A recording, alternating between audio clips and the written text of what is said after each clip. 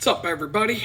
It's your boy Adam, and back at you again for another episode of the hashtag Rebound series. It is day 110 of trying to put a train wreck of a life back together down here in sunny and warm Houston, Texas. Well, at least it's warm. Hasn't been too sunny the last couple of weeks. But before I jump into the main topic that I picked out for this video today, I do have an update with the whole situation of trying to get a driver's license down here in Houston when you're from out of state. Things in this country are getting to the point where you're going to need to get yourself a passport just to be able to do things in your own country, let alone leave the country. And I was yesterday, Friday, today is Saturday. Yesterday I was freaking out about this driver's license appointment. Before I left the house to go there, I started reading something about how if my out-of-state driver's license is not Real ID compliant, then I won't be able to use it as part of proving my identity when I go down there to get my license. And I wasn't even sure if it was true or not, because the website for the department, it's just like any other government nonsense. You go to the website for the Texas Department of Transportation, Public Safety, whatever it is, the people that issued the driver's license, the website will tell you one thing. The pamphlet that they hand you at the driver's license center will tell you something else. And then the person behind the counter will have something completely different to say. And so you don't get a straight answer from anybody when it comes to questions about how this retarded-ass government works. And so, I don't know. I was a little bit concerned about that. So I went through this whole just trying to be thorough, because I didn't want to get sent home a second time empty-handed. And so I scoured the list of acceptable documents to bring for your identification and proof of address. And I really don't have very many things on this list due to the circumstances of my life right now. But one thing that I read on the list was that I could use my Federal Bureau of Prisons inmate ID card as part of the proof of identity requirements. And so I went scrambling and dug through my desk drawers. And because I still had this thing, I just didn't know where it was. And I went, just pulling folders out and papers out and just going through this whole stack of stuff. And I found it. I found it after about, 10 to 15 minutes worth of searching, with just enough time before I had to get out the door to make it to my appointment. So I figured I'll just take that with me just in case. I grabbed whatever other things I could find. And, I don't even know why I kept the thing in the first place. It was more like a keepsake, like a souvenir of sorts of being in federal prison. Ooh, I got this fancy ID card. It's kind of like a reminder to never fuck your life up again. That's more of what it is. It's like, if I had a box of a time capsule with all kinds of mementos from my life, that's where it would be going. But anyway, I gathered up as much stuff as I could, just trying to think of any curveballs that they might throw me when I get to the DMV. And then I see something on one of the website or a printout that the birth certificate that I had that was sent to me from the county where I was born would not be valid for me to use at the DMV, because it has to be issued by the state. Supposedly it has to say certificate of live birth, and mine says certified transcript of birth. And I'm like, but you can't get a straight answer from any of this stuff. You can't get a straight answer from these people. You can't get a straight answer from anybody. When you ask them directly, you could ask 5 people, get 5 different answers, which is a different answer from the brochure that they hand you, which will be a different answer than what's on the website. So I don't fucking know. Nobody fucking knows. It's the government. Nobody knows. And so I just tried to cover as many bases as I could, And I'm freaking out. I start freaking out because what if this birth certificate that I just got the other day doesn't work? And I have to wait 7 or 8 months for this other one that I ordered from New York State to get here, from the state government. This whole thing is so freaking ridiculous. So I'm just like freaking out that I'm going to get shot down again and sent home. And so, but anyway, I left the door. I left the house hoping that this birth certificate I got a couple of weeks ago, the out-of-state driver's license, my social security card, bank statements, paycheck stubs, and all the things to verify my address would be good enough. And then I'm thinking, if I can get that stupid real ID card, I may as well just do it. It's your national ID card, your internal passport, which is basically, it's the same thing that the Nazis came up with for people. You couldn't travel freely within your own country without having to show your internal passport. And that's what totalitarian regimes do. And so these real IDs, this national ID card that they're rolling out for everybody, that's what it's going to become. It's going to become your internal passport. You won't be able to go freely from one state to another. There'll be, at some point in the future, that's what it's going to be. They're just, they're boiling the frog right now. And it's like, it's the saying, if you throw a frog in a pot of boiling water, what's he going to do? He's going to jump right out. But if you throw a frog in a pot of cold water, he might just swim around. And then when you turn on the heat, he's just going to keep swimming around. But all of a sudden, before he realizes it's getting too hot, he's already cooked. And that's how the government works. They don't just throw you in the pot of boiling water because they know most people are just going to jump right out. They just throw you in the swimming pool. And, they make it fun for everybody, and then they just keep turning up the heat, little bit at a time, sometimes 2 or 3 generations of people, so that the grandchildren don't know the freedom that the grandparents used to have because they never even experienced it during their life. 2, 3 generations of people go by, and you're all a bunch of fucking slaves living in a totalitarian dictatorship. And so that's what America is going through right now. We're probably 1 or 2 generations away from full lockdown. But anyway, my nerves were a complete train wreck over this stupid thing. And so I even thought I would ride my bicycle, but my nerves were so shot out. And this whole driver's license situation has been destroying me mentally, and my ability to get things done has suffered because of it. And so before I even left the house, I sat down to read the book Jesus Calling. I talk about this all the time on these videos, but yesterday it was appropriate for the situation that I was facing. And yesterday, Jesus's words of wisdom were, refresh yourself in the peace of my presence. Peace can be your portion at all times and in all circumstances. Learn to hide in the secret of my presence, even as you carry out your duties in this world. I am both with you and within you. I go before you to open up the way. I also walk alongside you. There could never be another companion as devoted as I am. Because I am your constant companion, there should be a lightness to your step that is observable to others. Do not be weighed down with problems and unresolved issues, for I am your burden bearer. In the world, you have trials and distress, but don't let them get you down. I have conquered the world and deprived it of power to harm you. In me, you may have confident peace. And so, I just read that. I'm like, I can go to the DMV with the confidence that Jesus is going there with me, and he's going to help me get whatever it is that I need to get to where he wants me to go in life. I really don't feel like he brought me down to Houston, Texas, just to slam my face down in the dirt and cause me to be homeless again and ruin my life. So just knowing that was enough it helped me calm down a little bit.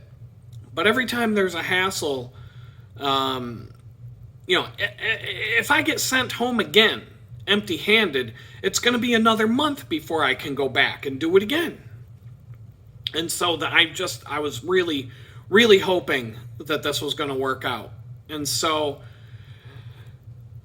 the result, as of January 3rd, 2025, I am an official Texan with an official Texas driver's license. Boom.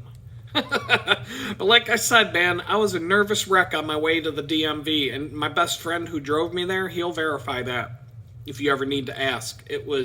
I was a little bit ridiculous. And as we were pulling into the parking lot, out loud, I made a pact with Jesus. I said, look, Jesus, no matter what the outcome, no matter how rotten the attitude is that these people dish out at me, whatever happens, I'm going to make a point to be friendly and kind and smile at people and just be friendly, and I'm not going to give you a bad name when I walk into this place today. No matter what happens, it doesn't matter what happens. I am not going to lose my cool. I'm not going to cop these people an attitude. I'm just going to try and I'm not even going to try. I am going to keep my cool, and not just keep my cool, but be really friendly to everybody, and just, come what may at this point. I did everything that was in my power to do. It's up to you at this point. So at the front counter, as soon as I walked in, there were two women, younger looking women, and it already seemed like these two women were going to be friendlier than the guy who threw me out the door the last time I was there. And I was telling my friend as we were driving out there that I'm going to use a social engineering tactic to get past the front desk at least get to the back room where all the final deals are done, and, get past that whole waiting room. And so a little side story from my past. There was a time I worked at this batshit crazy manufacturing company as a co-marketing director, along with another woman who was hired the same day I was for the same job. We both interviewed for the same job, and he hired us both instead of hiring just one person. We each took on different responsibilities. We each had different talents, but we worked very closely together, and we made a pact with each other on how we would run that shit show, because both of us knew from day one that the place was seriously messed up, and that if we had each other's back, the owner wouldn't be able to use any divide and conquer tactics against us. So we were pretty tight for coworkers, and to this day we're still friendly to each other. We still keep in touch and talk, and that was 20 years ago. And so one thing that we both decided to do on day one was go down to the local bank down the street and open up checking accounts, and we would get paid with paper checks instead of direct deposit, because neither one of us wanted this company was so messed up. Neither one of us wanted our bank account information known by any of the people that worked at that company. So we were like, we'll get paper checks. We'll go old school. And that's how crazy it was. So every payday, we would get our paper check from the accounting office, and we would go down to the bank together, go deposit our checks together, go grab a bite to eat.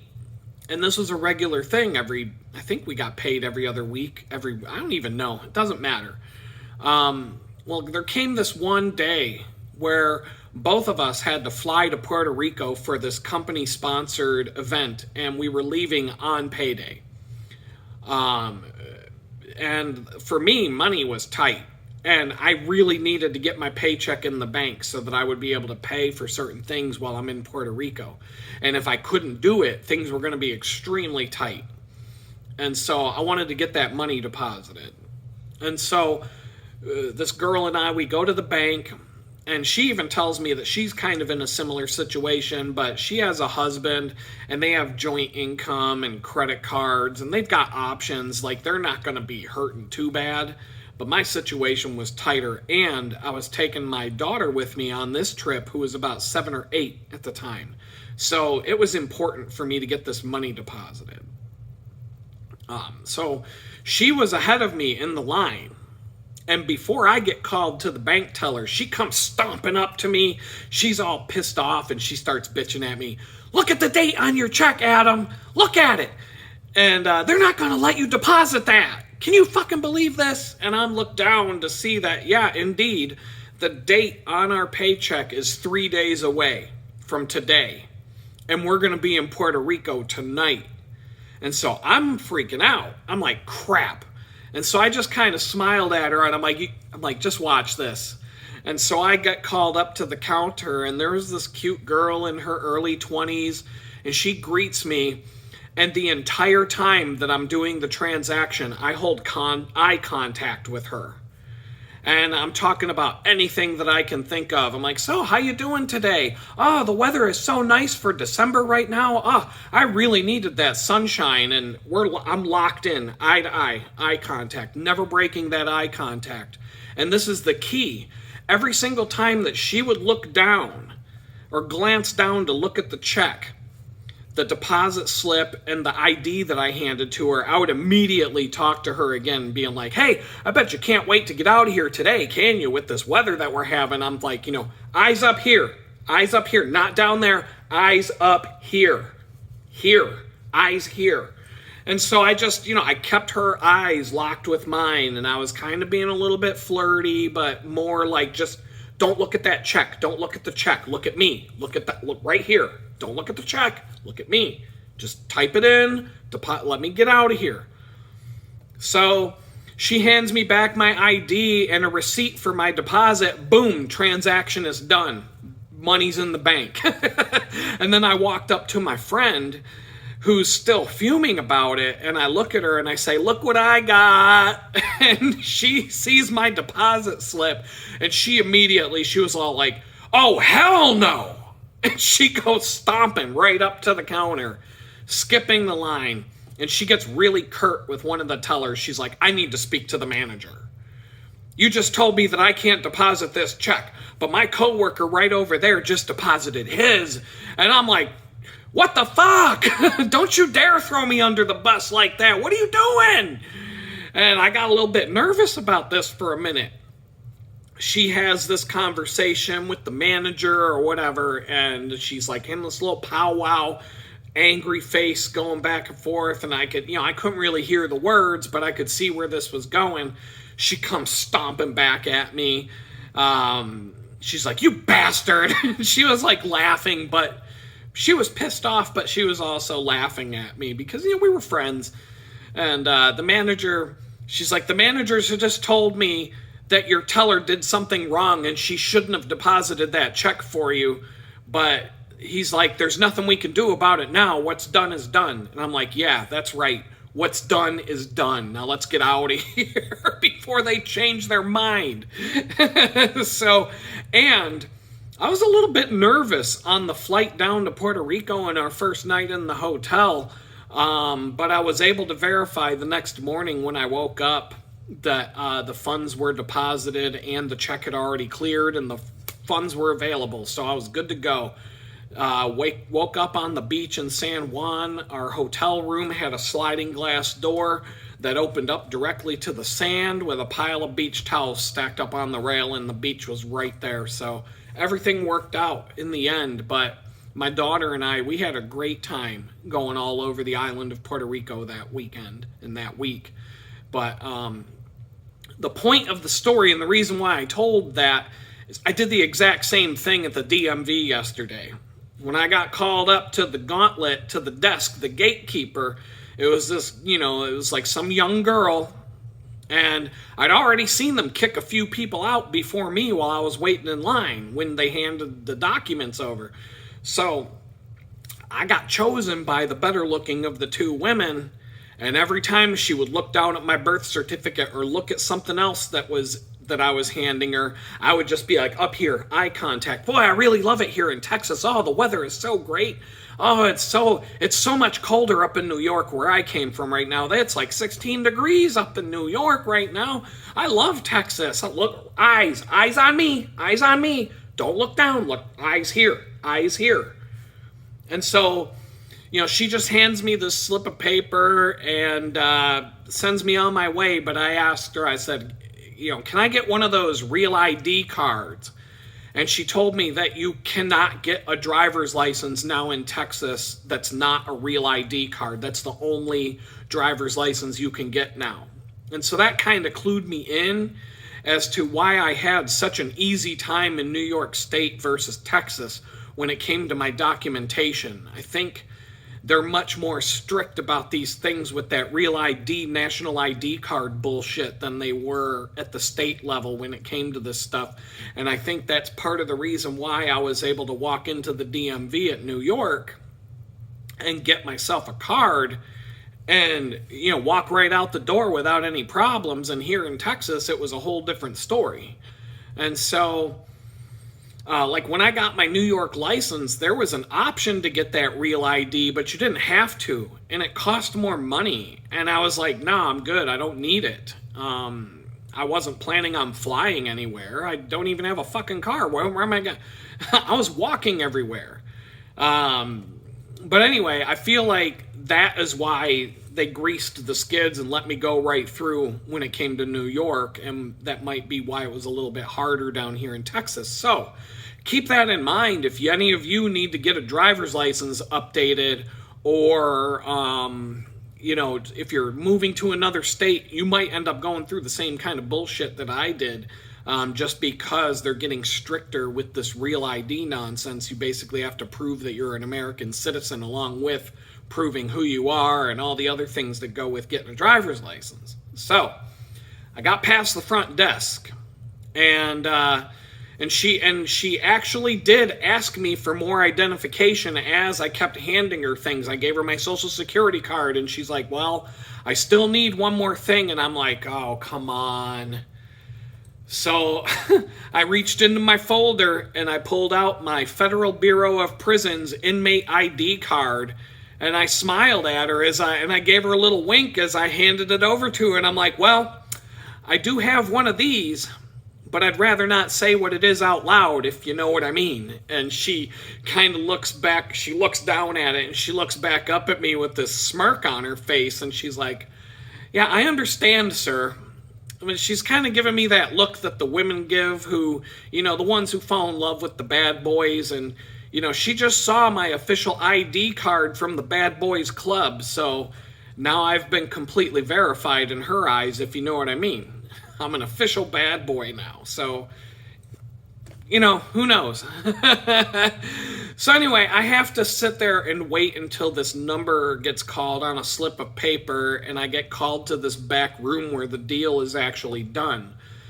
And immediately when I get back to the back room, there's this woman behind a pane of glass, and I'm thinking to myself, oh fuck, that whole eye contact social engineering thing, that shit's not going to work with her. I don't know if any of you have ever seen the movie Monsters, Inc., but you would understand what I mean when I tell you that the paperwork lady from the movie Monsters, Inc. was the woman who was behind the glass when I went to go to the next step of getting my driver's license. And I'm like, oh, fuck, we're done here. Shit, it's over. Game over. Like, none of my social engineering tactics are going to work on this lady. This lady's been working at the DMV now for 40 years. She was probably working at the DMV when your driver's license was handwritten on a piece of cardboard, you know, before the fucking typewriter was even invented, and she's still there. Here we go. She picks up every single piece of documentation, and she's scrutinizing it. I mean, for minutes on end. She's looking at every single thing for 3 or 4 minutes each. And then she hands me back the stack of forms that I had just filled out, and I'm like, fuck, here we go, time to go home. And then she asks me to write some missing information on them, and I'm like, okay, okay, next step. We're still here. Then she picks up the birth certificate, the one that I wasn't even sure would be valid after reading some of this stuff. And she's feeling around with her finger for the raised seal, and she keeps picking it up, and she's holding this thing up to the light, and she's looking at it up close, and she keeps setting it down, types something into the computer, then she picks it back up, and then she puts it back down, types something, then she picks it back up, and then she's putting it back down, and and she keeps making these weird faces like, and I'm like, oh, come on, lady, come on, just, I'm like, Jesus, please, Jesus, help me, Jesus, help me, I don't know what to do. So then she puts everything down, and she starts writing some stuff down on the forms that I had to fill out in the fields that she has to write stuff in. And I see her put down a driver's license number in the field on the paper form where my Texas driver's license number is supposed to go. And I'm like, yes! But wait. She puts that down and she starts going through all my documents again. She picks up the birth certificate again. She starts scouring over it again. And then she picks up my social security card and she's looking at, the social security card that's printed on gas station toilet paper, and you're not allowed to laminate it or do anything to protect this thing, and you're supposed to somehow keep this fucking thing in pristine condition for the next 70 years of your life after you got it. And she's looking at this thing and holding it up and looking at it from every angle and looking at it again and again. And I'm like, come on, lady, come on. What do you need? But she's not saying anything to me. She's just making these faces like I thought. So I still don't know. I still don't know how this is going to go. Then she picks up my Federal Bureau of Prisons inmate ID card. And she's making the craziest face of all. And she's like, the fuck? Like, she's totally making the what the fuck face. And she's shaking her head. And she's looking at the front and the back. And the back has absolutely nothing on it. And she's giving me like the whole stink eye. So then she leans over and she grabs this pamphlet that's sitting next to her. One of those pamphlets that say all the different valid things of ID that you can bring with her. And she's reading through this pamphlet for I'm telling you, for 5 fucking minutes. She's just reading this pamphlet, page after page after page. And then she kind of sits back and she's like, she makes that face again like, wow. Like, wow, really? Huh. She picks up the ID, the prison ID again. She looks back at the pamphlet. She's like she just, like this, wow, who would have thought face. She just learned something new today, even though she's been working at the DMV for 75 years. And you can see the look on her face. Now she's looking at me like, what the hell did this guy do? And now I'm thinking, and I'm thinking, and I'm making the face on my face. I'm like, well, honey, you have my name, and you probably have Google in front of you on that computer. So, I mean, all you got to do is type one into the other, and you can easily find out whatever you want to know. But anyway, she takes all these documents, and she loads them into the scanner. And the scanner sucks them all down in and spits it all out the other side. And then she enters a bunch more stuff in the computer, and I think we're all done, and I start to relax, but then it's like, oh wait, there's more. She takes every single one of these documents from the pile and just starts scrutinizing them again. And I'm talking 5. I was with this woman for over 20 minutes to a half hour, and she's just picking up every document from this pile, and she's just like making the stink eye face, like this can't be real, this can't be good. And she's she's really trying to come up with a reason to send me home without a driver's license. I mean, that's just the faces that she was making, and she just keeps looking at it like, and I'm 25 minutes into this thing, and I still don't know if I'm going home with a fucking driver's license. Well, then she asks me to read the big letters on the wall behind her to prove to her that I'm not blind. And, I mean, the letters are about as big as they are on the freaking road signs that hang over the expressway. So, I mean, if you can't see that, then no, you shouldn't be driving. But, ZXWBG3 or whatever the hell it was. And I'm like, okay, fine. And then she asks me to pay the fee. And now I know. Now I'm like, yes, finally. We're all good in the hood. I'm getting my driver's license. But then after they take your money in Texas, this is one thing if you've never been to Texas before, after they take your money for your driver's license, they tell you, just put your thumb on this scanner here, and we're going to take your thumbprints, and we're going to take your fingerprints. In order to get a driver's license in Texas, you have to give them your fingerprints now. Your thumbprints. Just like you're a fucking criminal. And at this point, I'm like, these government assholes have taken my fingerprints and thumbprints so many times in the last 2 years. Fuck it, man. You got my DNA. You got at least 150 copies of my fingerprints and thumbprints. I think, what am I going to put up a fight about now? So anyway, definitely some things about Texas that I am not fond of so far. I can see why Alex Jones made enemies of the government of Texas early on in his public access cable days out in Austin where he lives. I know George W. Bush and Rick Perry hated that guy because he would always show up to their speaking events and scream and yell at them, "We will not submit to your new world order!" Ah! Right? I mean, he was doing that when I was like in my early 20s. So then, and only after I give my fingerprints and my thumbprints does this woman have me stand in front of a camera. And I said, fuck it. I smiled. Jesus was with me, and, in spite of the fact that I can't stop using foul language, I was happy to be done with this, and the smile on my face when I get my driver's license is going to show that. She handed me a paper printout for my temporary license and told me that the photo ID card will be in the mail within 2 to 3 weeks, and here's your receipt. Have a nice day. We are good to go. And so now I am officially a citizen of the Republic of Texas, and if Texas decides to secede from the United States anytime soon, I should be on good shape to stay on this side of the border without getting deported back to New York. And so with that, it took me half an hour just to get into that. But now I'm going to jump into the actual topic that I had picked out for today.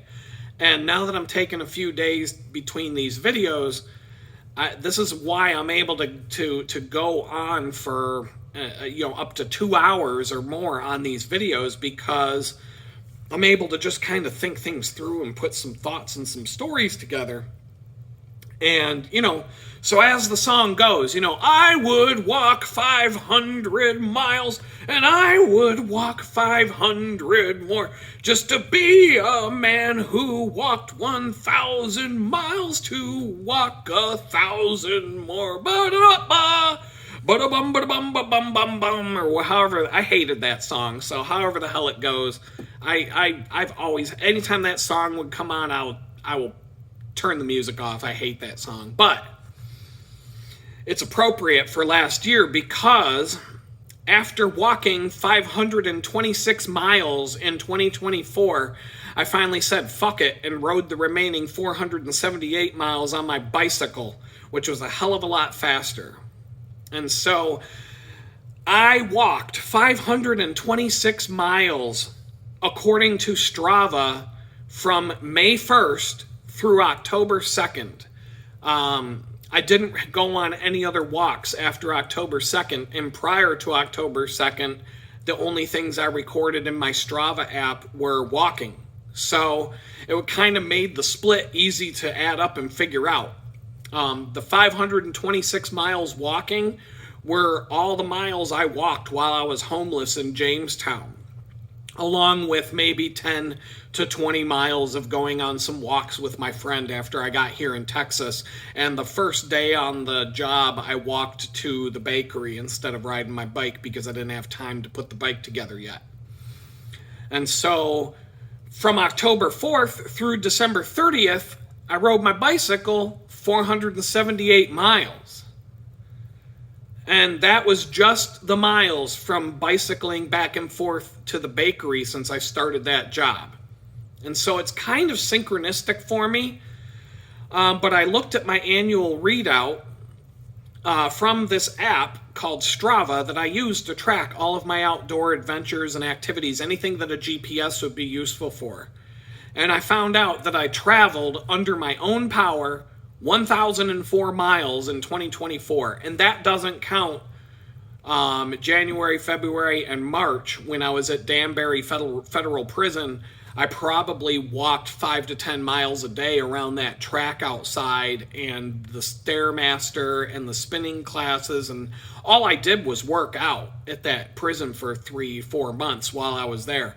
All I did was work out, go to the library, go to church, go to Bible study, work out, go to the library, go to church, go to Bible study. That's all I did for 4 months. And I did not travel much in all of 2024. In fact, it was the traveling that I did. I could tell you right now, I traveled 600 miles from the prison to Jamestown, New York, and that was from Danbury to Bridgeport, Connecticut, where I got stranded. I've told you that story a few times. Then to New Haven, Connecticut, then to Madison Square Garden, then Buffalo, New York, then to Jamestown. It was a 1,700-mile drive from Jamestown to Houston, the way I went. I went from Jamestown to Pittsburgh to a campsite in Mississippi, followed by getting down here in Houston. And I have probably traveled maybe 500 miles in a vehicle, whether it's as a passenger or driving myself to the various places I've had to go since I've been in Houston, but I wouldn't say more than 500 miles. So, not like 2,500 miles or so by vehicle, and I traveled 1,004 miles under my own power, and that covers the entire year. After I came home from prison for about a month, I didn't go anywhere. I'd say from April 3rd through May 1st, unless my ex-girlfriend drove me somewhere. And usually that would be the once-a-week trip to the grocery store and, a couple of other errands here and there when she had a day off from work. I sat in this tiny little apartment in front of a computer, and I went to 2 different churches that were both within a half-mile walk from the apartment. One was right across the street, one was a half-mile down the road. And there was a little library next to the apartment. It was actually a pretty nice library for as small as it was, but I spent some time there. That's it, for the first month. It took me the entire month of April to get the documents that I needed in order to get my driver's license in New York State when I got out of prison. And then when I had them, my ex, she wouldn't drive me into Jamestown so I could go to the DMV. I had to walk. And I didn't care. It wasn't a big deal. All I did at Danbury prison was work out and walk and, like I said, go to the library, work out, go to Bible study, church, work out some more. I did this for 4 straight months, so I gained a good level of fitness before I got out of there. And it just happened to be May 1st when I went to get my driver's license in Jamestown. But I turned on the app because I figure if I'm going to walk this far, I may as well start recording my walking and my exercise and just see how far I end up going. And so it was 12 miles, 6 miles to Jamestown and 6 miles back to the apartment for a total of 12 miles. I walked 12 miles in a day to go get my driver's license and come back. I took a tiny little backpack with a little bit of water and some snacks, and I headed out for a walk.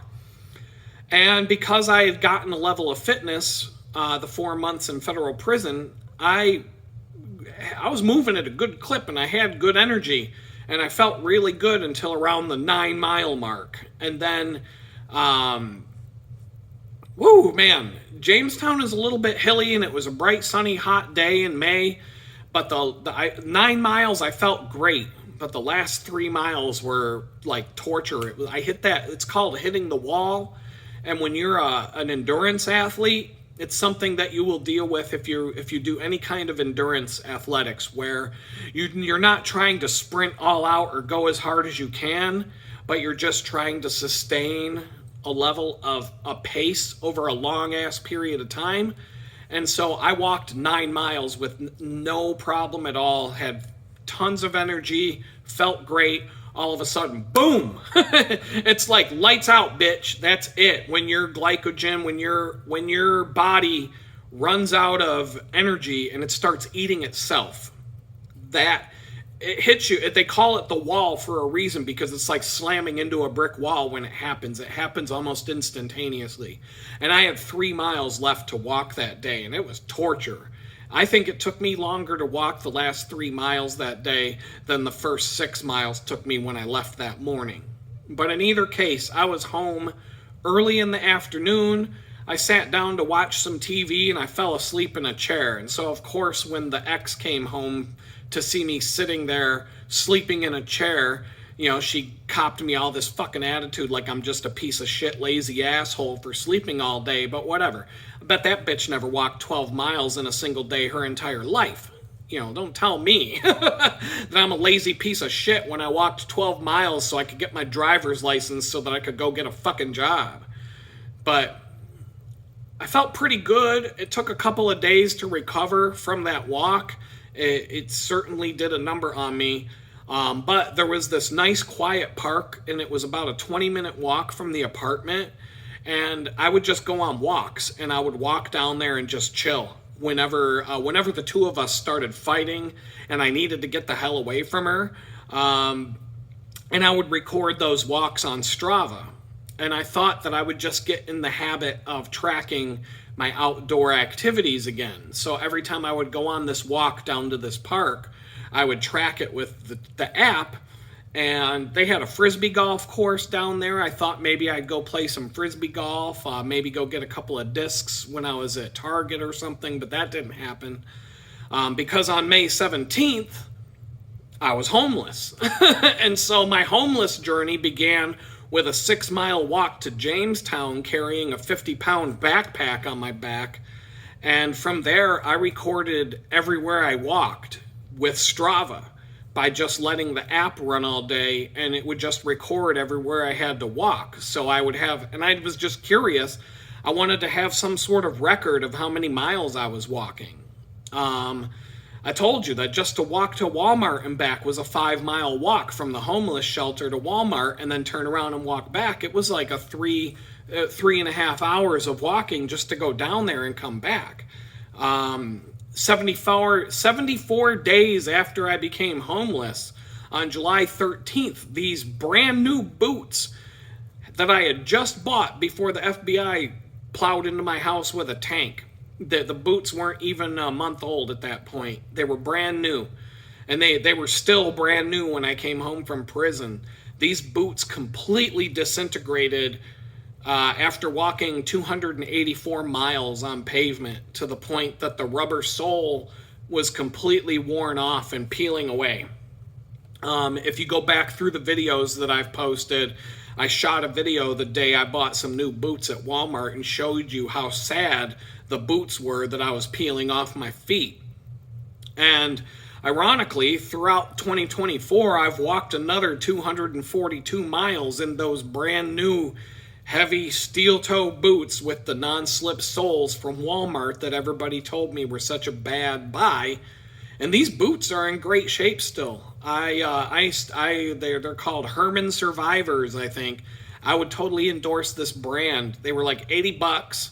They're definitely not the best hiking boots out there. They're heavy, but they're heavy duty. They've been solid. I've been wearing them every day at the bakery when I work there.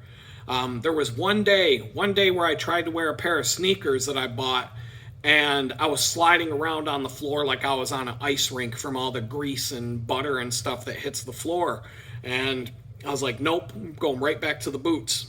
And so I've been wearing those steel toe boots every day at the bakery just because of the non-slip soles. I would rather have lighter shoes that are more comfortable, but these are fine.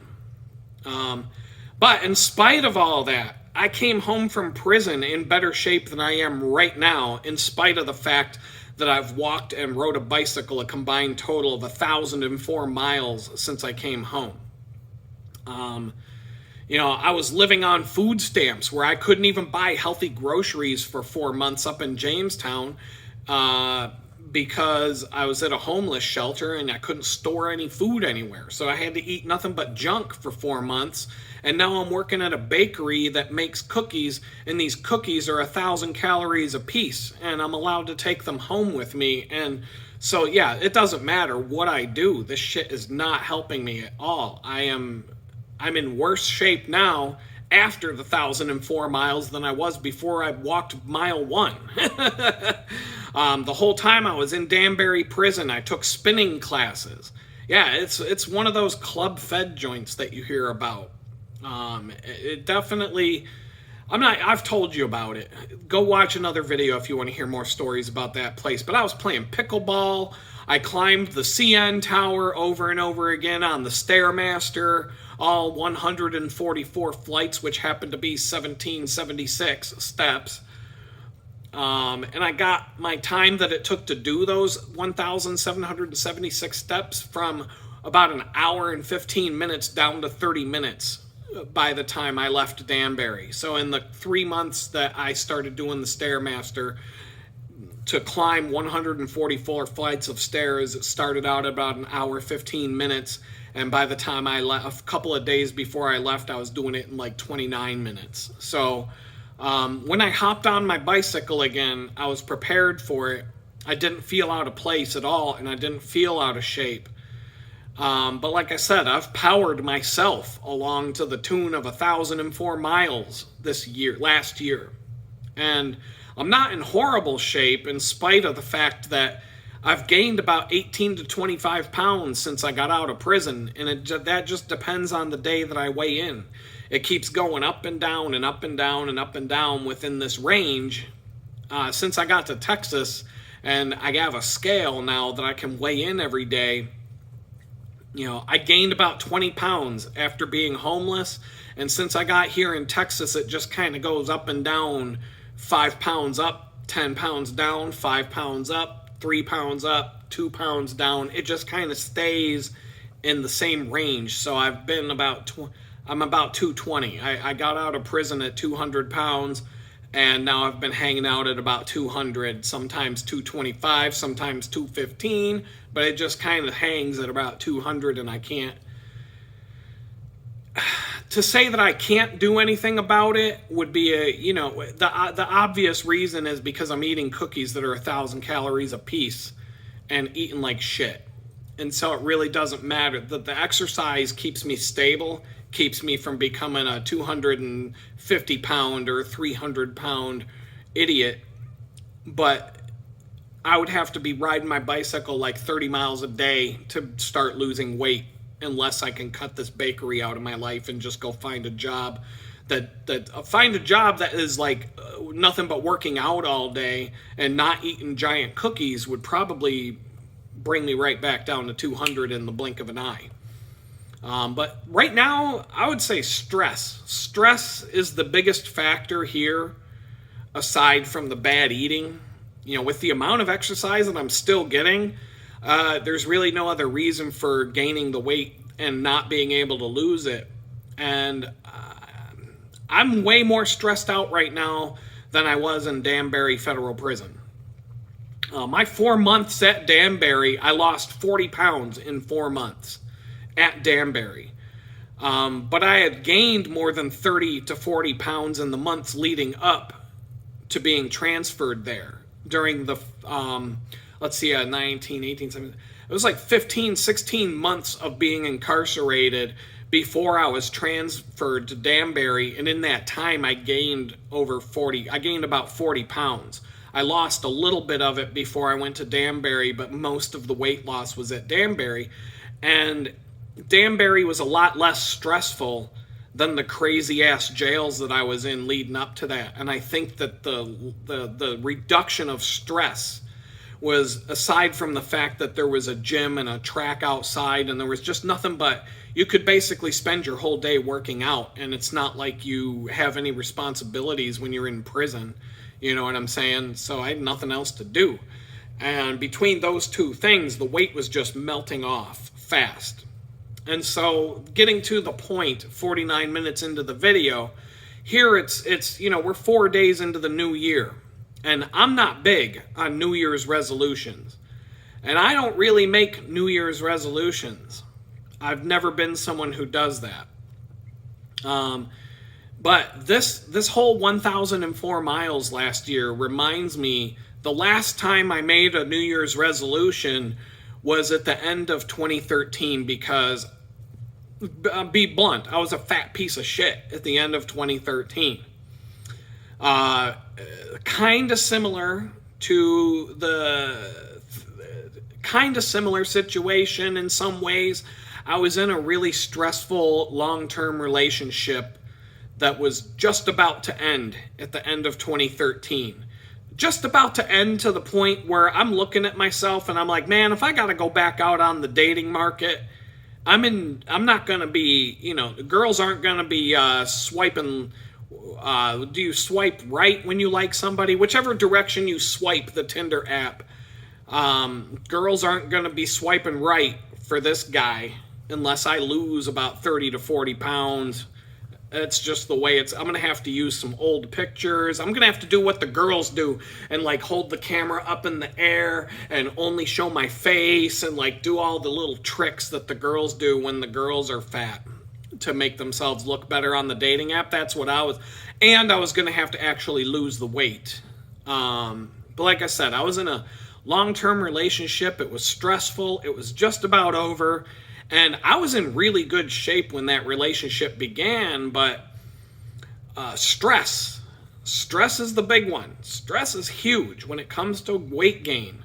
But a number of other factors had brought me down, and I was, at the end of that relationship, I was the fattest I have ever been in my life. And I was equal to how fat I got in jail before getting transferred to Club Fed for 4 months. So I was coming down from the fattest I've ever been twice in my life. And last year, January, or, let's say November of 2023 was the last time. And this was, December of 2013, literally 10 years apart, exactly 10 years apart. It's happened the same, not exactly the same situation, but it was similar in those respects. So back in 2013 in December, I set a goal for myself, and based on the amount of bicycling that I was capable of and other things that I was into, like hiking and skiing and things like that, I set a goal, and I thought it would be easy. I called it Adam's 1,000 Miles of Adventure for 2014. And considering that I'm into long distance cycling, and a single bicycle ride for me could be 300 miles. 400 miles for a single bike ride, I thought it would be simple. And that if I hit my 1,000-mile goal by June or something, that's what I thought was going to happen. I'll just increase it to 2,000 miles of adventure, 3,000 miles, whatever the case may be. But I wanted to hit that 1,000-mile mark and have it documented in this GPS app, because now I had a wristwatch-based GPS unit and my phone. I have multiple GPS devices capable of tracking everything I do, and I really didn't have that in the years before. So I really didn't have all these different adventures and stuff that I go on documented like I could after I had the Garmin, GPS wristwatch that I had, that I got at some point. And so I decided to dedicate myself to taking this GPS device with me every time I do something, and also use my phone as a backup, so that no matter what, at the end of any activity, I'm going to have a GPS readout of what I did. And then I can document it and add up the miles throughout the year with the goal of hitting 1,000. I took this GPS with me every time I went on a hike, anytime I rode my bike, anytime I did any outdoor activity powered by my own abilities, except for things like, walking from the bus stop to the office or walking from the trolley stop to my house. It had to be like an adventure. It had to be something that I was doing for exercise, not just walking around for, to get from one thing to the other. But to this day, I took this with me everywhere I went. And to this day in 2024, 2014 was the widest variety of activities I've ever recorded in a single year with a GPS. And so on January 2nd, 2014, I got 43 miles right off the rip by going downhill skiing. And I counted the chairlift rides back up the mountain and just uploaded a single GPS file for the whole day of riding the chairlift and going back down the mountain and going back up and coming back down. And I figured that's a great start. And I already had some friends yelling at me saying that I was cheating already 2 days into the year. But honestly, only about 15 miles of that was sitting in a chairlift. And I challenge you, if you've ever, if you've never spent 12 hours in a single day going downhill skiing, that shit will completely annihilate you by the end of the day. So don't go sitting there thinking I didn't get a workout out of it. Believe me, that was a crazy workout. In fact, my GPS wristwatch told me that my maximum speed that day was 69.9 miles per hour. I found a slope at this place that was nice and groomed, and it was smooth enough to just let it rip like a downhill, like the main men's downhill race in the Olympics. Not the slalom, but just the straight kamikaze downhill. And I let it rip. I would just get into that tuck and go as fast as I possibly could. And I still had enough room and enough visibility on this slope that I had enough room to stop, slow down, and all that, so that I'm not going to go plowing over some little kid while I'm hauling 65, 70 miles an hour on these skis. But I tried as hard as I could multiple times, trying to get over 70 miles an hour, but the fastest I could get my GPS to say was 69.9. I was 1/10 of a mile an hour away from hitting 70 on my skis. I have gone 70 miles an hour on a bicycle before, going down a mountain in Pennsylvania, and I think that was actually scarier than going 70 miles an hour on skis, because your mental perception of crashing in the snow, it just seems like it's a fluffier padding to crash on than crashing on the pavement off of a bicycle in a 70 mile an hour, crash. But your focus will be very intense when you're doing something like that. You're dialed in. You're not thinking about anything else. But I'm here to tell the tale, so it all worked out. I went on a few group hikes during the winter, but I'm not really motivated to do much of anything in the winter.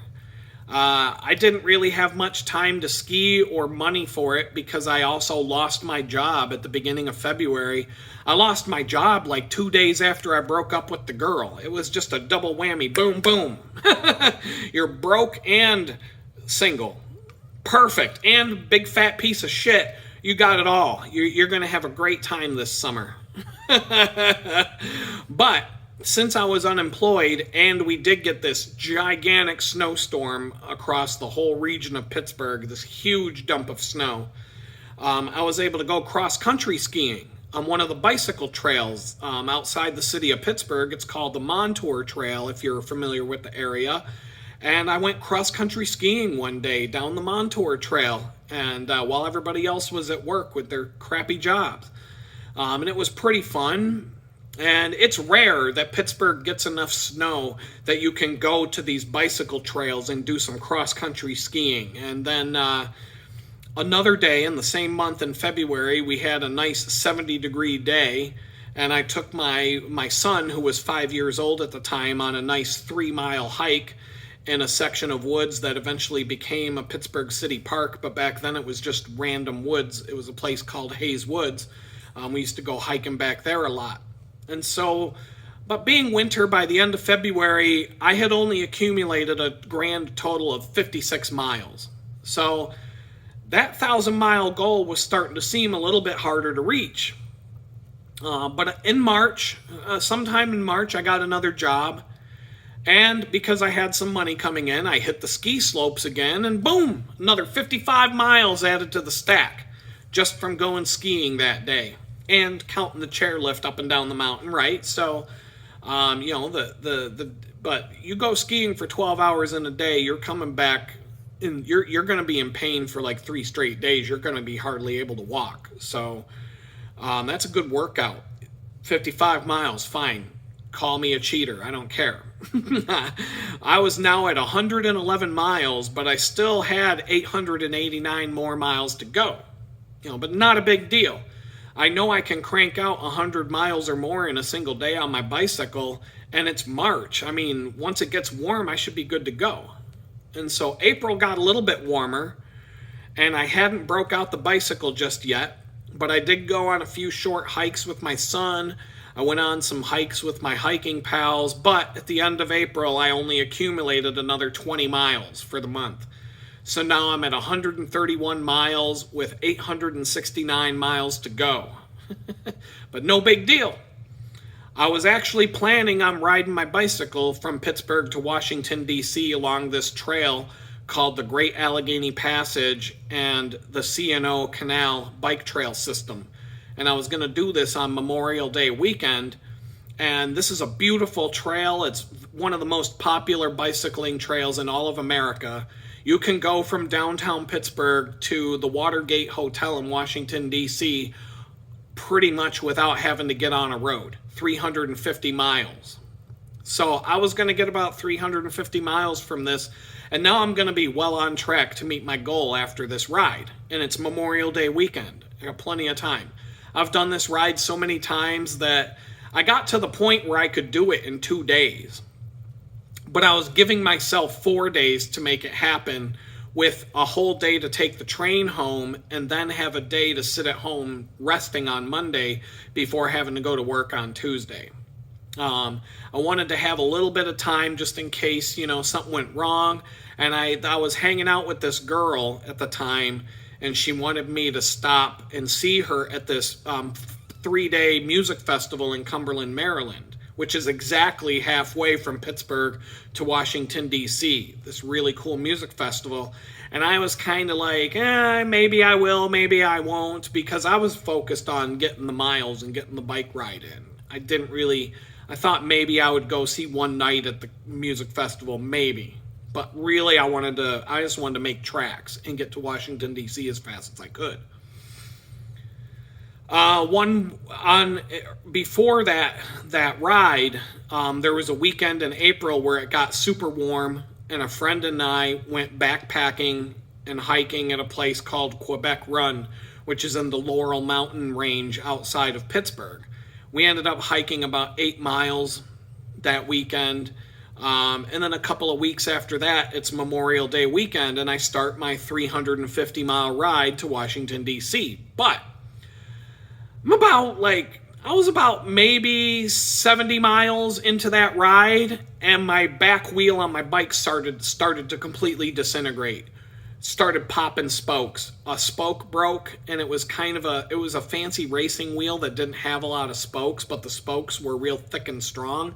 But I think this wheel had just one too many miles on it. This wheel had thousands of miles on it. So it was just a matter of time. Spoke broke. Wheel starts wobbling a little bit. I'm thinking, okay, not a big deal. One broken spoke, I can still ride. A few miles later, ping. A few more miles, ping. And before I know it, I've got 3 broken spokes on this wheel in a span of like 10 miles. And I'm like, oh shit, if I don't do something about this, I'm not going to have a wheel 20 miles from now. I was just lucky enough to be about 10, 15 miles away from a town right on the bike trail that has a bicycle shop right on the bicycle trail. And so I was lucky enough that when I got to town, the bike shop was open and they had a wheel the right size. And the owner of the bike shop was totally cool and told me I could go in the back and use his tools and do all the work myself. And so I was in and out in about an hour, maybe a little longer. I don't remember. It took a little bit of time. It was still a little bit cold outside, especially as you get into the mountains between Pittsburgh and DC. The elevation goes up and it gets a little chillier. And it was my first bicycle ride in several months. And like I said, I was a fat piece of shit. I had gained 30 to 40 pounds over the last year or two. And so let's just say I didn't make it to Cumberland, Maryland for the music festival on my first day. I was 50 miles short of my 180-mile goal that day.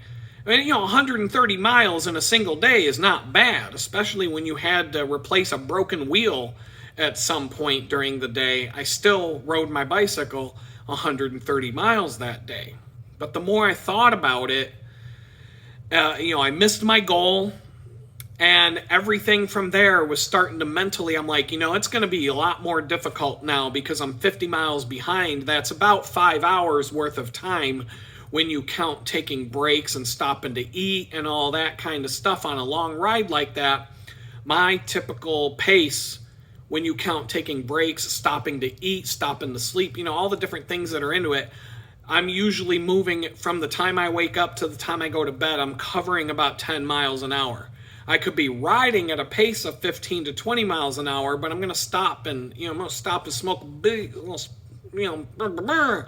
here and there, and then I'm going to stop and have a few beers and have a few meals, stop at the store, stop at a bike shop to replace a wheel, things happen. So, it was doable to get to Washington, D.C., but that 50 miles that I didn't make is adding 5 miles or 5 hours to the, now it's pushing my arrival time to DC more and more. And I'm like, one thing after the next could happen, and I might end up having to come back to Pittsburgh on Monday, leaving Pittsburgh or leaving Washington at 4 in the afternoon on an Amtrak train and getting back to Pittsburgh at midnight and having to go back to work on Tuesday. And that's if everything goes smooth.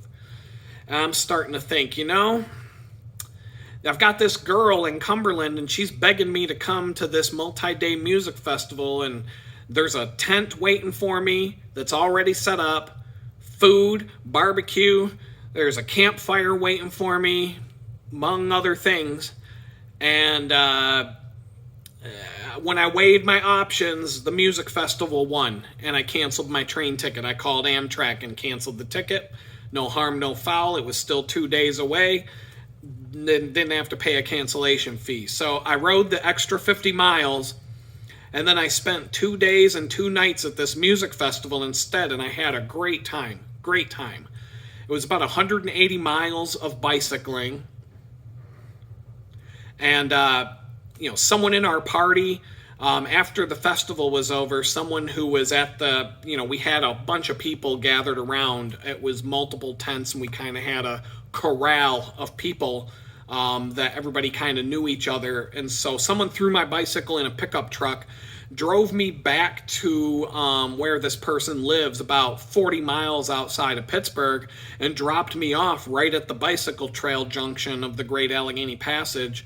And then I could just ride my bicycle back to town and get another 40 miles on Sunday.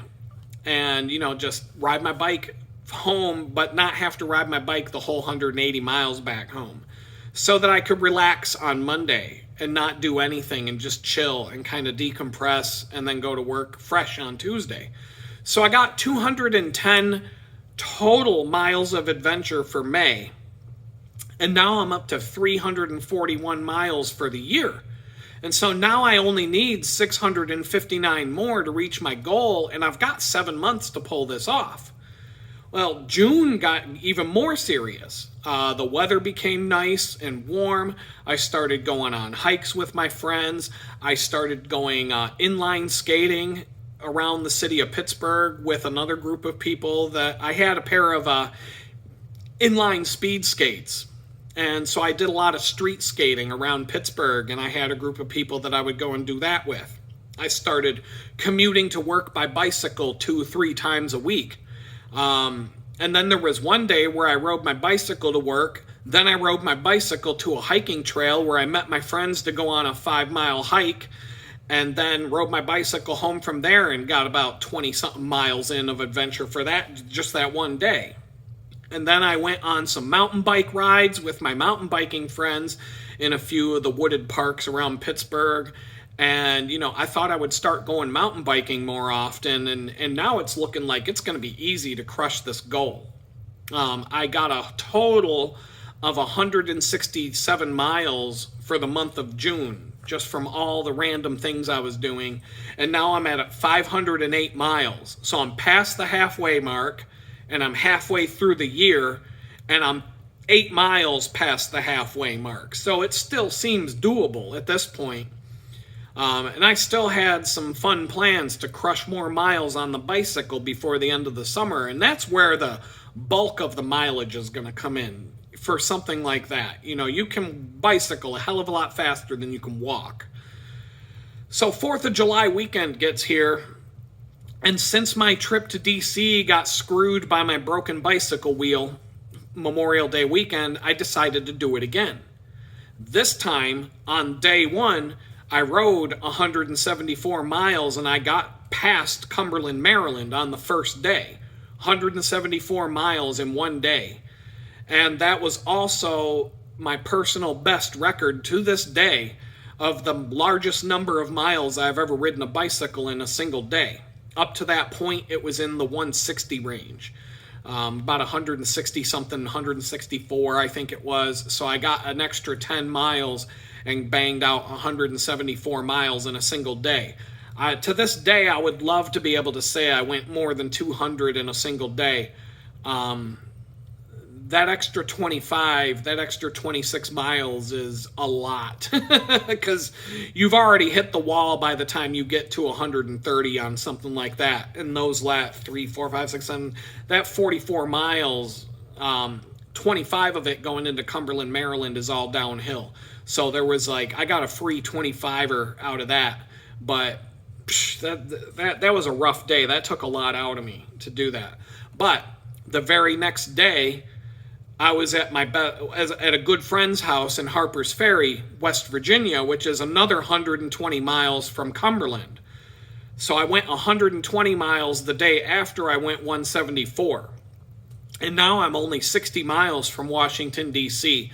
But I'm hanging out at my friend's house, and I stayed there for a couple of days, just hanging out with him. I hadn't seen him for a while, and so I could have... The day I got to his house, I could have just kept going and probably camped somewhere 20 miles outside of D.C. and just slept in a tent and went to D.C. the next morning. But I wanted to hang out with this dude. And, you know, I took a good amount of time off for this trip. And I'm 2 days in and I'm 60 miles away from D.C. If I can go 174 followed by 120, I can leave. Whatever morning I leave, I'm going to be in D.C. for lunch. So it doesn't matter. The day that I left my friend's house to go to D.C., I got to a campsite that's just outside of the city. And I got there in the middle of the afternoon and I just set up a campfire and just chilled out, cooking food and just chilling. You know, a little, you know what I'm saying? Just kind of relaxed and had a good time that night.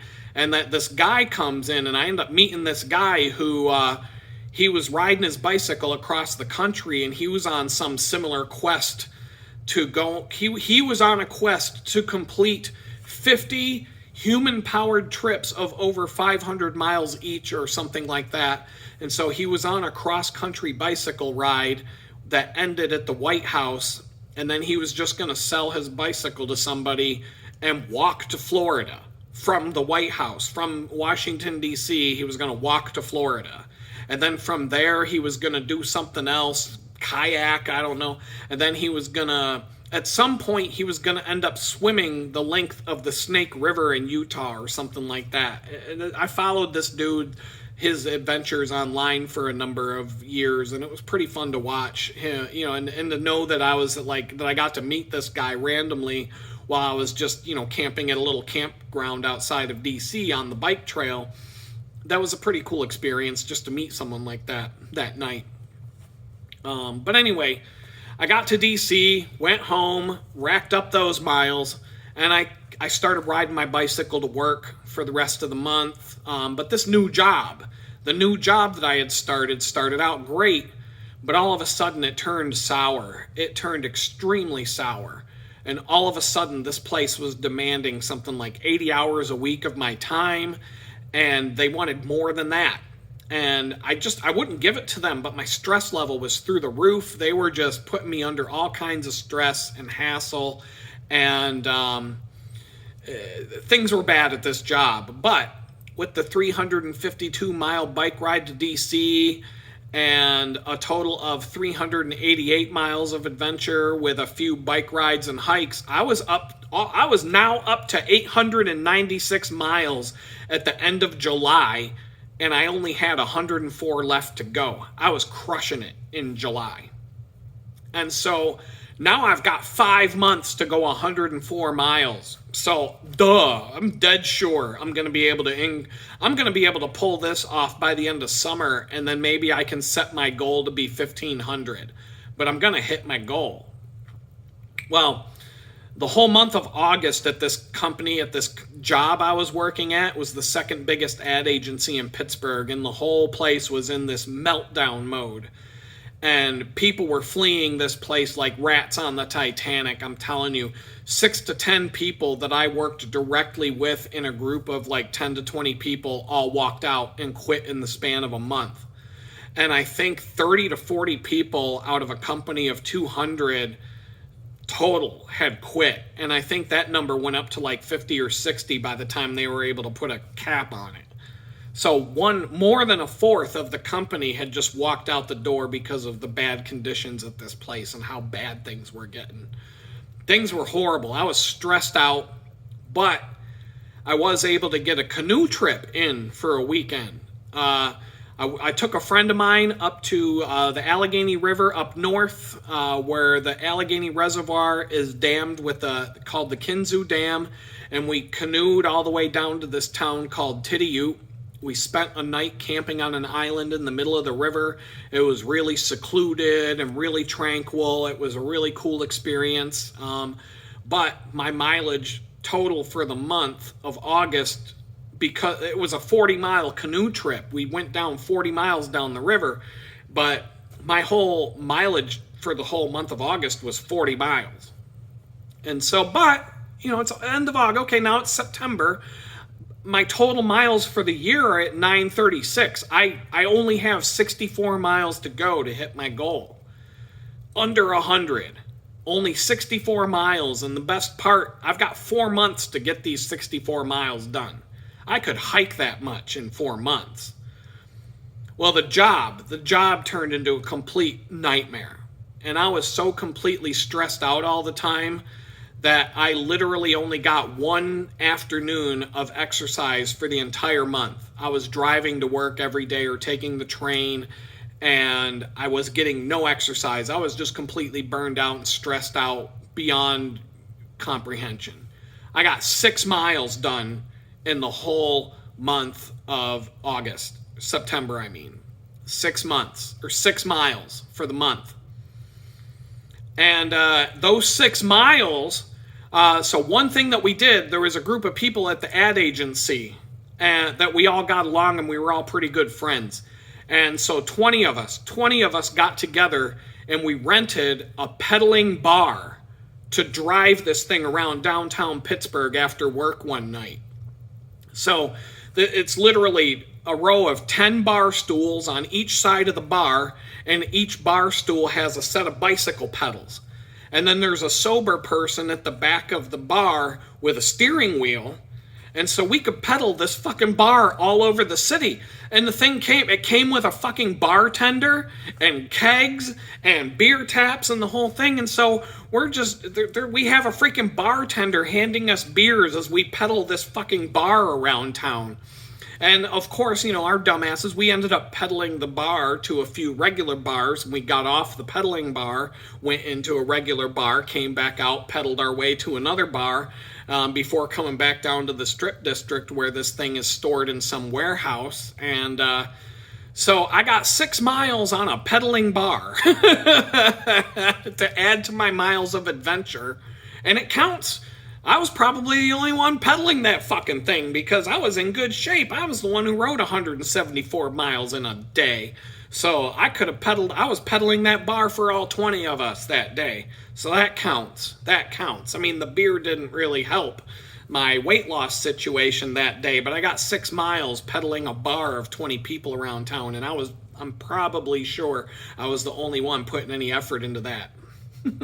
So now my miles of adventure for 2014 have included hiking, cross-country and downhill skiing, inline speed skating, canoeing, bicycling on my road bicycle, and mountain biking on trails, and riding around on a pedaling bar with 19 of my friends. So with the 6 miles that I gained on the pedaling bar, I was now up to 942 miles, leaving me with 58 miles to go, and I still got 3 months to make it happen. But it starts getting cold in October in Pittsburgh, and so, you know, it's getting a little bit less motivating to get outside and do things. In this crazy job, it got so crazy that I had to quit and go find another job. I had a job interview one day at a company that was 3 blocks away from where I worked in downtown Pittsburgh. So I had to keep a business suit in my car, parked in the garage at the building. And at some point, I had to sneak out of the office and quickly go down and get my suit, go into we had a gym in the building with showers and a place to change. So I changed into my suit, I put on some sunglasses, and I did anything I could to try and hide who I was, and I quickly got out of the building without anybody seeing me. And I even took some weird cockamamie route around to the other building in town, praying that nobody would see me from my job, walking around in my full-on Calvin Klein power suit, going to a job interview with a fancy leather laptop bag, when normally I come into work wearing jeans and a Star Wars t-shirt, carrying a Swiss Army laptop backpack with me.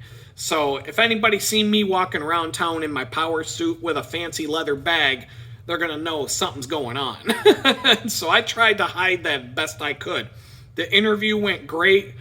Then I had to scramble back, do the same thing, change back into my Star Wars t-shirt and jeans, and get back up to the office without anybody being suspicious. And a day or two later, I was offered the job, and I put in my 2-week notice. And when I told everybody that I was leaving in 2 weeks, a couple of people came up to me and said, "Hey, I figured something was going on the other day when I saw you running around town in your business suit."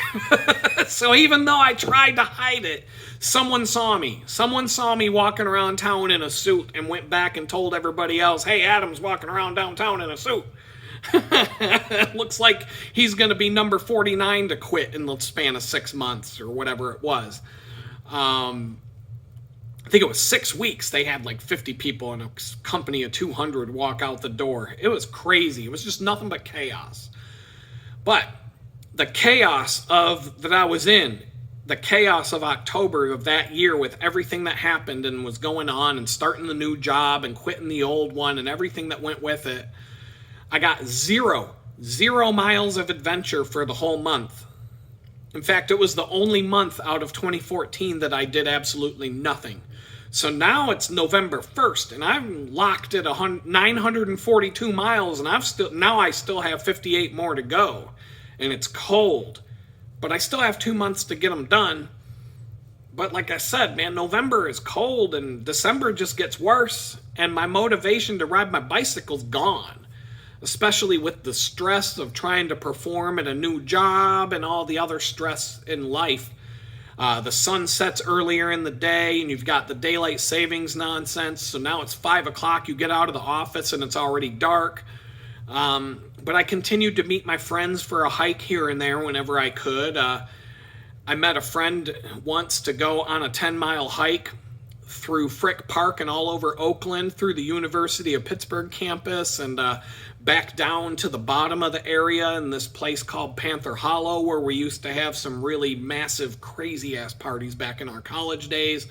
And as a result of those hikes, I got 28 miles for the month of November. And I'm just going to have to continue this. All right, so you'll see that I had to splice the video, and I'm not even going to do any editing on the computer for this. Like I've been saying, for now, until I get my own place, I'm just doing the video when I have the house to myself. And so the other day, I had the house to myself for a little while. I started shooting the video, and I got cut off because everybody came home, and I just, that's what happened. And so I'm just going to continue where I left off, and I was pretty close to wrapping this thing up, but I was talking about meeting a friend to go on a 10-mile hike in the snow through Frick Park and all over Oakland on the University of Pittsburgh campus. and then back down to the bottom of the area in this place called Panther Hollow, where we used to have some really big parties back in the college days. And I ended up with 28 miles for the month. My total now was 970 miles for the whole year, leaving me with just 30 more miles to go for December. One skiing trip would take care of that if I could get one in before Christmas. And, well, it wasn't going to happen. But I did go on a few hikes during the month of December. I was in that 30-mile range. I'm like, I was a little bit more motivated to get this done. And by Christmas Eve, the day before Christmas Eve, I had reached 23 miles for the month. So now I'm at 993 miles for the whole year. And I've only got 7 more miles to go. And the problem was that I definitely wasn't going to be able to take on any more miles of adventure between Christmas Eve and New Year's Day. My calendar was full, and it was sad, but I was 7 miles short. And I kind of resigned myself to accept the fact that I got close, but I just didn't make it. And you'll notice that I've got a little more hair on my face after the cut in this video, and my voice might sound a little bit stuffy. I did get sick over the last few days. There's been some stuff going around. Everybody I know, everybody at work and everybody here in the house got sick. A little bit of a cold, flu, and I wouldn't even call it a flu. It's just, it's nothing that a bunch of Alka-Seltzer cold and flu and some ibuprofen can't help me get through the day with. But there's been a few moments over the last few days that kind of sucked. And so if you notice that change in my voice, that's why. But anyway, on Christmas Eve, on December 23rd that year, a girl that I was dating, she wanted to go on a hike. Out of nowhere, kinda. It was just kind of a random thing. She was like, hey, let's go on a hike. It was kind of chilly, but it wasn't snowing. The weather wasn't crazy, and it was just this random thing. And I was like, great, sounds good. And so I suggested that we do this 10-mile loop up in the Mount Washington area of Pittsburgh. And it's this really cool hiking loop that goes through actual woods, but it's in the city. And if you do it the right way, if you start at the right place, the end of the trip, the last part of the trip, you'll get some pretty spectacular views of Pittsburgh, and you'll get a lot of views at different overlooks and different outcroppings that most of the people in the city don't even know about, because they're not, people in the city don't go off the sidewalks. And so this would have been a 10-mile hike, and it would have helped me meet that goal. And I thought it would have been a nice thing to reach my adventure goal with this girl that I was hanging out with. We had been friends for a couple of years, dating here and there, but we were always really good friends. And to this day, I don't think I've ever met a girl who made me laugh as hard as this one did. She was definitely a blast to hang out with. I've seen too much in my life, and I've been to too many comedy shows, and I've seen too much. It's hard to make me laugh. You have to be pretty funny to get me to be able to laugh. But this girl would have me rolling on the floor with tears coming out my eyes every time we hung out, and vice versa. We had a great time. So I thought this would be a good wrap up to meeting my goal for the year. We packed up some booze and some buds to celebrate whenever I could look down and see that I hit the 1,000-mile mark, but things just weren't meant to be. At some point during this hike, she started falling apart. I mean, she was laughing her ass off about it, and it was kind of cold outside, but she was like, dude, this is way more than I bargained for, and I wasn't expecting this hike to kick my ass as much as it's doing. I need to get in better shape. I'm not going to be able to make it any farther. We gotta go back to the car. I'm done. I can't do this anymore. And she even said, she's like, I'll just go back to the car and you can finish if you want. But I was like, nah, well, we can have some more adventure back at the crib or whatever. I'm cool. It was a noble effort. At least I got close and I didn't give up on my goal. But, if somehow I ended up a mile short, I could probably find a way between Christmas and New Year to make up that mile and still reach my goal. And so we were at about 5.5 miles on this hike when she made the decision to quit the 10-mile hike. But the nice thing about this hike around the Mount Washington neighborhood of Pittsburgh is that even though it's a 10-mile hike, we were never going to be more than 2 miles away from the car at any given point, sometimes closer than that. And so there's tons and tons of places to quit and just make a beeline back to the car if you feel like giving up. And so that's what we did. I mean, I think we got to catch some of the views. It was a good night. I think we stopped for a beer or two at the local bar on the way back to the car. But anyway, we got back to her car and I looked at the GPS and I don't remember exactly what it said, but it felt like it was a bit short. And I was like, oh, well, we'll see what happens when I get back to my house and I upload this to Strava. And so I get back to my house. I don't know if I uploaded it that night or waited a couple of days, but because I resigned to the fact that I came about a mile or two short of my goal. And I was just kind of like, oh, well. So anyway, I uploaded it to Strava finally, whenever I did it. And what does the mileage calendar on Strava say? It said, after uploading that GPS file, my total for the year was 1,000.0 miles. Not 990 something, not 1,000 and something, not even 1,000.1. But it exactly said 1,000.0 miles for the year. And so I told her about that, and I told everybody about that, and everybody thought it was hilarious. But, that's how it turned out. So 1,000.0 miles. It was hilarious.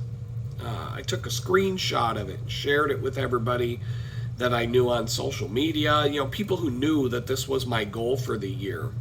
And everybody thought it was hysterical that I got it done the night before Christmas. Because the rest of the year, it was just, I had too many things going on. And so I thought it was like the most perfect achievement. In fact, you could say it was a happy ending of sorts. And so here I am exactly 10 years later, and I'm looking at my Strava calendar for 2024. And I see that I'm above 990 miles, and I had less than 10 miles to go to reach my goal. And all I needed was one more shift at the bakery on my bicycle, and I would break through it. And I didn't even really have a goal.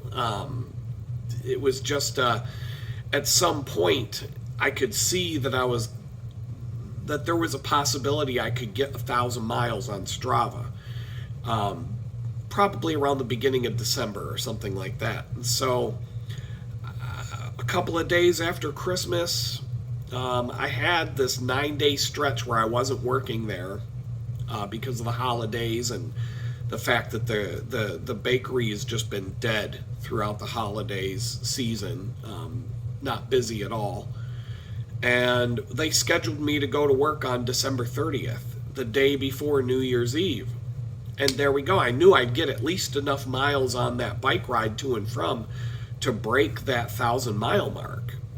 And so while I didn't end up with an absolutely perfect 1,000.0 miles for the year, I also never, I didn't set that goal for myself on May 1st when I started, recording my activity for the year. Really, the only goal that I had set for myself when I turned on Strava on May 1st was surviving the year. But On the night before New Year's Eve, I'm sitting at 1,003.6 miles for 2024. And yeah, so during the course of walking so much in Jamestown and starting to ride my bike after I got to Houston, I thought it would be nice to hit that 1,000-mile mark. And if you consider the fact that I was walking at least 5 miles a day in Danbury Federal Prison, I probably walked 400 miles there and rode a stationary bike to nowhere at least 400 miles in the 3 months that I was there between January and March. But, I still thought it would be cool to hit 1,000 recorded miles for the year, and then it happened. And so, symbolically for me, 2014 was a pretty bad year overall. I went through a pretty traumatic breakup early in the year, and it haunted me for the entire year. Work was really unstable for that year. I think I changed jobs 3 times that year. And I was struggling with a lot of different things that year and trying to improve my fitness and everything else. And 2015, things got easier. Things started to stabilize, and by the end of 2015, some things happened which propelled my life into a really awesome direction with more success and prosperity and more rewarding experiences than I ever experienced before. 2015 was way better than 2014. And along with all of the great things happening, I easily hit, just in the fitness genre alone, I hit more than 1,500 miles on Strava. And one bicycle ride that year accounted for 800 miles of that goal. And so, but I mean, it wasn't a perfect year. My mom passed away, and that was really rough. But aside from that, life was taking off in a whole new direction. And by the end of the year, things were really set. And in no time, 2016, all the way through the day the FBI drove a tank into my house, were better than all the years leading up to it. And it all started happening right after I reached this goal of 1,000.0 miles of adventure in 2014. And I'm not saying that, one had anything to do with the other. It just, there's a lot of things that are similar to last year and 2014, and they're a decade apart, but there's a lot of synchronicities that go beyond this Strava thing. But anyway, the point of this is I'm not, I've said more than once, and somebody at work asked me if I set any of these New Year's resolutions for myself for the year, and I'm not big on that. I don't like New Year's resolutions. I really don't do that.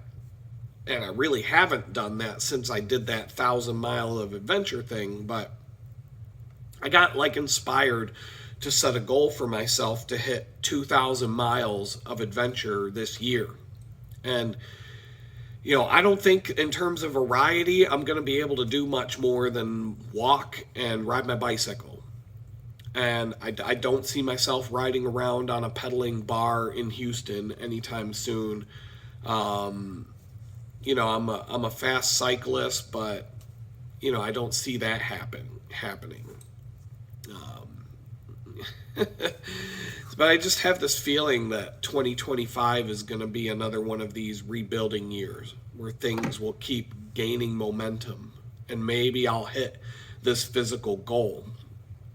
I'm already riding enough miles in a month just going to and from the bakery to meet that goal. In fact, I rode 202 miles in October and 169 in November, just going back and forth to this job. That puts me over the average of 166 per month that I'll need to ride in order to meet that goal. January's off to a little bit of a slow start. I've only put in 27 so far, but once the weather gets warm, because I'm in Texas, it's not cold. They treated this week, it's like 30 degrees this week in the mornings, and it's going, yesterday it was 40 degrees in the afternoon, and that's considered like apocalyptic nightmare weather for these people here. no snow. It was bright and sunny. I had to put on some full finger gloves and a long sleeve jersey to ride my bike to and from yesterday. But I think, I don't know, with being sick and everything, I wasn't pushing it. I was just pushing the pedals and taking a relaxing ride. I wasn't trying to break any records. But once it gets a little bit warmer, to where I do better in the heat to an extent than I do in the cold physically, in terms of just, I can't ride my bike fast when it's cold. My whole body just falls apart when it's cold. But if it's up over 70 degrees, I'll start hitting the records and I'll start hitting some speed, and maybe I'll pick up a different bike and a faster road racing bike or something like that and get a little bit more speed as I'm going on some of these rides. And I don't know. I don't know. The whole thing is just kind of a fun challenge, and life can change in the blink of an eye. So I want to keep the goal reasonable. When I set that 1,000-mile goal back in 2014, it seemed like it would be easy for me to do. And had I done things on like a regular, consistent basis, I would have blown through that goal no problem. But I went through a couple of periods of time during that year where I wasn't doing anything. I went 0 miles one of the months, and that totally threw things off. But somehow it just all worked out. And so I'm trying to keep this as a reasonable goal. 2,000 miles is double what I did last year. But considering that that's really only what I did from May 1st to December 31st, there were 4 months in there that are completely untracked. And, I was able to do, I'll have to do a little bit better, but I didn't start riding my bicycle until sometime in September, like the middle, actually I think October 1st or 2nd was my first bicycle ride. October, November, so it's 3 months on the bicycle. But in 3 months on the bicycle, I didn't even go as many miles on the bicycle in 3 months as I did walking from May 1st to October. So I don't know. If I'm bicycling for an entire year, along with a mix of going on some walks and some hikes and some other things that I'll track, I think it's a doable goal. But it's challenging enough to be a challenge, but it's not so ridiculous that there's no chance of hitting it. And so I'm just going to try and do that. And that's my New Year's resolution. I have a lot of other goals I got to reach this year. But that repeating pattern of hitting 1,000 miles in a year and just kind of remembering everything that happened in my life after hitting that goal back in 2014, it just kind of gives me some hope that by the time 2034 comes around, maybe I'll be a lot better off than I was in 2022 when the FBI showed up to drive a tank into my house. I mean, right around that time of my life, I was doing better than I've ever done in my life at all. And things were really falling into place and going in a good direction. And, all it takes is one dumbass mistake to completely destroy everything that you spent, 30 years of your life to build. Gone in the blink of an eye. But like I said, I don't really believe in these New Year's resolutions. When somebody at the bakery asked me if I made any New Year's resolutions, my answer was like, I don't believe in New Year's resolutions. Why can't you just make a resolution on February 23rd that you're going to do something better or different? Or any other day? Why does it have to be January 1st? And don't they call January 10th Quitter's Day?